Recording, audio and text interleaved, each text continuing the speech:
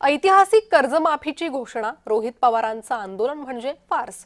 पंकज भोयर यांनी रोहित पवारांवर टीका केली. रोहित पवारांनी जरांगेंची कॉपी करू नये, परिणय फुकेंनी हल्लाबोल केला. भाजपकडून रोहित पवारांच्या आंदोलनावर जोरदार टीका करण्यात आली आहे. ऐतिहासिक अशी कर्जमुक्तीची घोषणा त्या ठिकाणी केलेली आहे. कर्जमुक्तीची योजना या ठिकाणी आणलं, ज्याचा लाभ मिळणं या राज्यातल्या शेतकऱ्यांना त्या ठिकाणी सुरू देखील झालेला आहे. अशा वेळेस आपल्या राज्यातल्या जास्तीत जास्त शेतकऱ्यांपर्यंत, जास्तीत जास्त लाभार्थ्यांपर्यंत योजना पोहोचविण्यापेक्षा त्याच्यामध्ये काहीतरी दोष काढून ही कशा पद्धतीनं चुकीची आहे हे त्या ठिकाणी दर्शविण्याचा प्रयत्न करण्याचं चुकीचं काम रोहितजी पवार यांच्या हस्ते त्या ठिकाणी होतंय. परंतु राज्यातली जनता, राज्यातले शेतकरी हे सुज्ञ असून त्यांना कुठलाही प्रतिसाद त्या ठिकाणी मिळत नाही. रोहित पवार जे उपोषणाला बसले आहे ते शेतकऱ्यांसाठी नाही बसले आहे. त्यांनी जे अन्न त्याग आंदोलन केलं आहे, त्यांनी आता मीडिया त्याग आंदोलन केलं पाहिजे. नुसतं जरांगे पाटलांची स्टाईल मारण्याकरता, जरांगे पाटीलला कॉपी करून काहीतरी नौटंकी करण्याचा प्रयास रोहित पवार करतात आहे.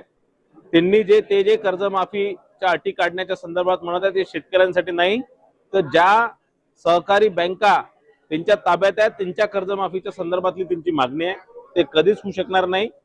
ज्या अटीमध्ये शेतकऱ्यांना फायदा होणार त्याच अटी या सगळ्या कर्जमाफीमध्ये करण्यात आलेल्या आहे. कुठेही जाचक अटी जिने सामान्य शेतकऱ्याला, गरजू शेतकऱ्यांना कुठेतरी अन्याय होणार असं कोणतेही अट त्यामध्ये करण्यात आलेली नाहीये. तर या संदर्भात मनोज जरांगेंची ही प्रतिक्रिया समोर आली आहे, ऐकूयात.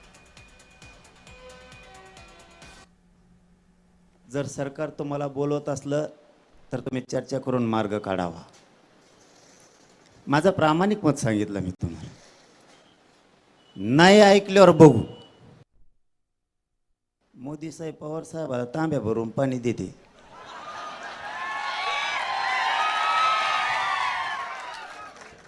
ते कोणत्या तरी टेबलावर आहे ना गिल्लास भरून पाणी दिलेलं.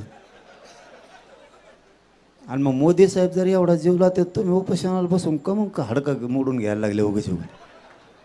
पवार साहेबाला सांगा एक फोन फिरावं म्हणा तिकडं. काय जेवण कशाला ताण घ्यायचा उगाच, शेतकऱ्याचं तरी कल्याण होईल. त्यांचं तर चांगलं आहेच ना, तुमच्यावरती तरी कशाला ही उपोषणाची वेळ यायला पाहिजे.